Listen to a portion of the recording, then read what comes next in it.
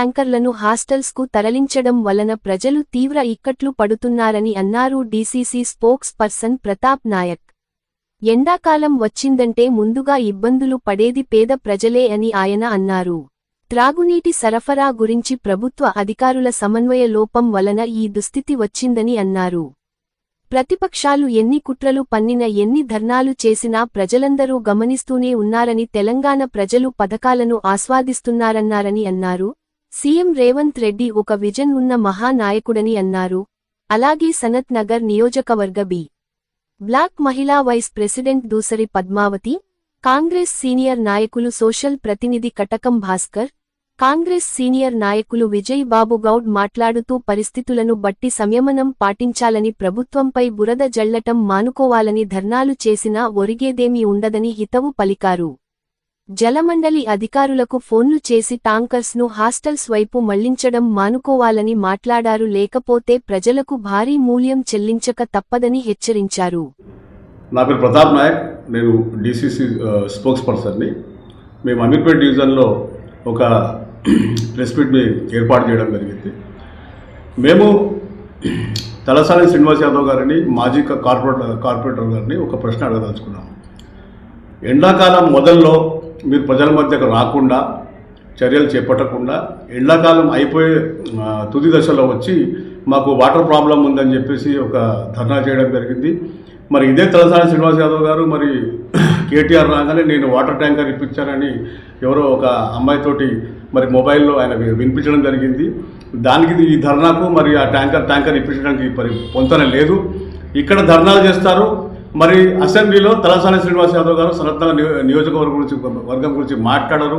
అక్కడ అందరు మంత్రులు ఉంటారు, సీఎం నుంచి మరి ఏది నీళ్ల శాఖ మంత్రి కూడా ఉంటాడు. కానీ అక్కడ ఈ విషయం చెప్పకుండా ఇక్కడ ధర్నాలు చేస్తూ ప్రజలను మభ్యపెడతా వస్తున్నారు. ఇక్కడ చెప్పడం ఏంటంటే, ఇక్కడ స్థానిక ఎమ్మెల్యేగా ఉన్నారు కాబట్టి వారికి ఒక బాధ్యత ఉంది. వారు ఏం చేయాలంటే, నీళ్లు సమ్మర్ మొదలయ్యే ముందు ఒక అధికారులతో సమావేశం అయ్యి ప్లానింగ్ చేయకుండా అలా మన కాంగ్రెస్ ప్రభుత్వాన్ని భ్రష్టు పట్టించే విధంగా ఆయన ఈ కథా స్క్రీన్ ప్లే దర్శకత్వం వహించారు. ఇక్కడ నేను ముఖ్యంగా చెప్పదలుచుకోవడం ఏంటంటే, గతంలో హాస్టల్ అసోసియేషన్ స్థాపించింది మరి తలసాని శ్రీనివాస్ యాదవ్ కాదా? ఈరోజు మామూలు వ్యక్తులకు ట్యాంకర్ ఎందుకు రావట్లేదు, మరి హాస్టల్ నిర్వాహకులకు ట్యాంకర్ ఎంబడే ఎందుకు వస్తుంది అనేది ఇక్కడ మనము ప్రశ్నించుకోవాల్సిన అవసరం ఉన్నది. మరి హాస్టళ్లకు మరి ట్యాంకర్ సమస్య ఎందుకు లేదు? సామాన్యుడు బుక్ చేస్తే 3 రోజులు 4 రోజుల వరకు ట్యాంకర్ ఎందుకు రాదు? అంటే దీని వెనుకల తప్పకుండా తలసాని శ్రీనివాస్ యాదవ్ హస్తం ఉంది. గతంలో మరి హాస్టల్ ఓనర్ల అసోసియేషన్కి తలసాని శ్రీనివాస్ యాదవ్కి నేరుగా సంబంధాలు ఉన్నాయి. వారికి నీళ్ల సమస్య లేకుండా చేసి సామాన్య ప్రజానికానికి నీళ్లు లేకుండా చేసిన ఘనత తలసాని శ్రీనివాస్ యాదవ్కే ఉంది. మేము మా మహిళా కార్యకర్తలు కావచ్చు, మేము కావచ్చు, అసలైన ఎండాకాలంలో మేము ప్రజల మధ్యలో ఉండి మరి అధికారులతో కొట్లాడి మేము నీళ్లు ట్యాంకర్లు ఇప్పిస్తుంటే ఇది సమ్మర్ అయిపోయే తుది దశలో వచ్చి ఒక చంటి పాపను తీసుకొచ్చి నీళ్ళ సమస్య అని చెప్పేసి ఏది మన సినిమాల్లో నటించే విధంగా మాజీ కార్పొరేటర్ గారు ఈ రకంగా చూపించారు. ఇది మన సనత్ నగర్ ప్రజలను మరి అమీర్పేట డివిజన్ ప్రజలను మభ్యపెట్టడమే అని నేను భావిస్తున్నాను. అందరికీ నమస్కారం. నా పేరు Katakam Bhaskar Gupta, senior Congress leader, SR Nagar division నుంచి. మెయిన్ ఏంటంటే వాటర్ వర్క్స్ ప్రాబ్లం వల్ల ఏంటంటే పబ్లిక్ చాలా ఇబ్బంది పడుతున్నారు. టైం కాని టైంలో ఇడిచిపెడుతున్నారు, టైం కాని టైంలో వాళ్ళు ఇష్టం ఉన్నట్టు ఇస్తున్నారు, హాఫ్ అన్ అవరే ఇస్తున్నారు. ఇది ఎంత కుట్రకు మనం బ్లేమ్ చేయడానికి మన గవర్నమెంట్ను, కాంగ్రెస్ గవర్నమెంట్ను బ్లేమ్ చేయడానికి వాళ్ళు చేసే నాటకము. ముందు ప్లాన్ ఏమీ లేకుండా వాళ్ళు ఇష్టం ఉన్నట్టు ట్యాంకర్లు అమ్ముకుంటారు. 2000 ఇస్తే ప్రైవేటు సెక్టర్లు కానీ ప్రైవేట్ హాస్టల్ కానీ ఎవరికంటే వాళ్ళకు అమ్ముకుంటారు. అదే మామూలు వాళ్ళకు 2 రోజులు 3 రోజులు ట్యాంకర్లు ఇస్తారు. అది 500 రూపాయలు తీసుకొని ఇది ఎక్కడ న్యాయం అని అడిగితే వాళ్ళ దగ్గర వాటర్ లేదు, అక్కడ అడగండి, ఇక్కడ అడగండి, ఎవరికన్నా అడగండి అని చెప్తారు. వాళ్ళు ఏంటంటే సమన్వయ లోపం. ఎందుకంటే కొత్తగా వచ్చారు ఆఫీసర్లు, వాళ్ళు ఎవరిని అడిగినా కానీ సమన్వయం మాకు తెలియదు, మేము కొత్తగా వచ్చినాం. దీని గురించి పరిష్కారం 10 ఏళ్ల సంధి ఉన్న బీఆర్ఎస్ వాళ్ళు ఏం చేశారంటే ఏం చేయక ఇప్పుడు ఈ పరేషాన్ ఎండాకాలం రాగానే ఇదంతా అవుతుంది. ఎందుకంటే వాళ్ళకు రిజర్వేషన్ ఏదో రిజర్వాయర్ కట్టేస్తే ఇదంతా ప్రాబ్లం ఉండవు. ఎస్ఆర్ నగర్కు బల్కంపేట కానీ మన అమీర్పేటకు ఒక్కటి కట్టేస్తే ఈ ప్రాబ్లం సాల్వ్ అయ్యేది.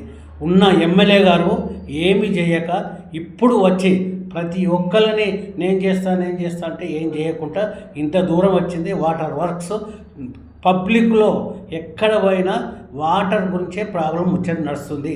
ఇదంతా సాల్వ్ చేయాలని మేము అందరము వాళ్ళందరికీ వినతి పత్రికంగా మేము అందరికీ కృతజ్ఞత చేస్తున్నాము. Thank you very much. నా పేరు పద్మావతి. నేను సలక్నగర్ constituency B block vice president. నేను ఇక్కడ ఎస్ఆర్ నగర్లో నివసిస్తుంటాను. ఈ మధ్యన మాజీ కార్పొరేటర్ గారు ధర్నా చేయడము ఇవన్నీ ప్రజలు చూస్తున్నారు.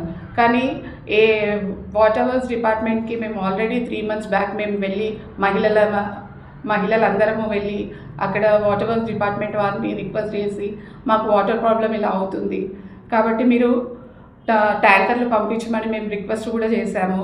కానీ మాజీ కార్పొరేటర్ గారు ఏమంటున్నారంటే ట్యాంకర్లు అమ్ముకుంటున్నాము, అది చేస్తున్నారు, ఇది చేస్తున్నారని ప్రభుత్వాన్ని దూషిస్తున్నారు. కానీ తలసాని గారు ఏమన్నారంటే మేము ఫోన్ చేయగానే ఒక ట్యాంకర్ మాకు పంపిస్తున్నారని చెప్పారు. అలా మాజీ కార్పొరేటర్ గారు అలా ఎలా అన్నారో నాకు అర్థం అవ్వట్లేదు.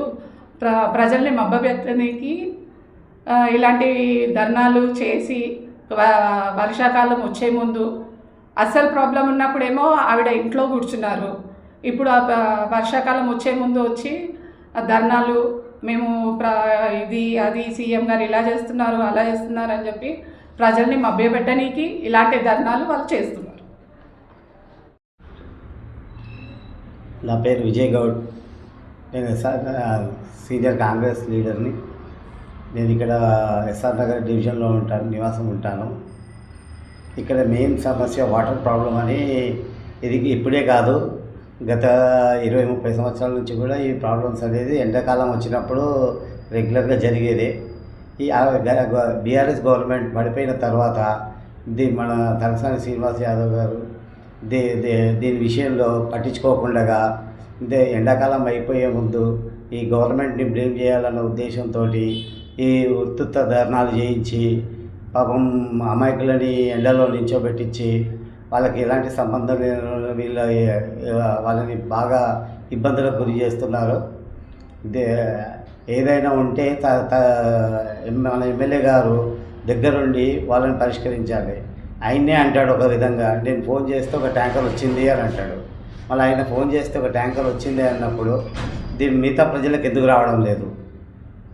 దీని మీద మనము సుదీర్ఘంగా ఆలోచించాలి. ప్రజలు కూడా దీని గురించి ఆలోచించాలి. ఆయన ఫోన్ చేస్తే ట్యాంకర్ వస్తుంది, ప్రజలు ఫోన్ చేస్తే ట్యాంకర్ రాదు. వీళ్ళు చేసేయని ఉత్తిత ధర్నాలు చేస్తూ ఉంటారు, ఓన్లీ గవర్నమెంట్ని బ్లేమ్ చేయడానికి. మాకు ఇంకొక అనుమానం ఏంటి అంటే ఇప్పుడు పనిచేస్తున్న ఎంప్లాయీస్ ఎవరైతే ఉన్నారో వీళ్ళంతా కూడా బీఆర్ఎస్ గవర్నమెంట్లో ఉన్నవాళ్ళు. వీళ్ళు అతను చెప్పు చేతుల్లో ఉన్నారు, అతను చెప్తేనే నీళ్ళు వదులుతారేమో అని మాకు అనుమానం వస్తుంది. ఆయన వచ్చిపోతే నీళ్ళు వస్తాయి, ఆయన మళ్ళీ రావు. అది మేము ఎన్నిసార్లు గత 3 నెలల నుంచి ప్రతిసారి మేము రిప్రజెంటేషన్స్ ఇవ్వడం జరుగుతుంది. ఎన్నిసార్లు మొరబెట్టుకున్నా కూడా సమ్ ఎక్స్టెంట్ చేస్తున్నాం సార్ అంటాడు. తలసాని గారు వచ్చినప్పుడు నీళ్ళు ఇస్తారు, మేము పోయి అడిగితే మాత్రం మమ్మల్ని పక్కన పెట్టేస్తున్నారు.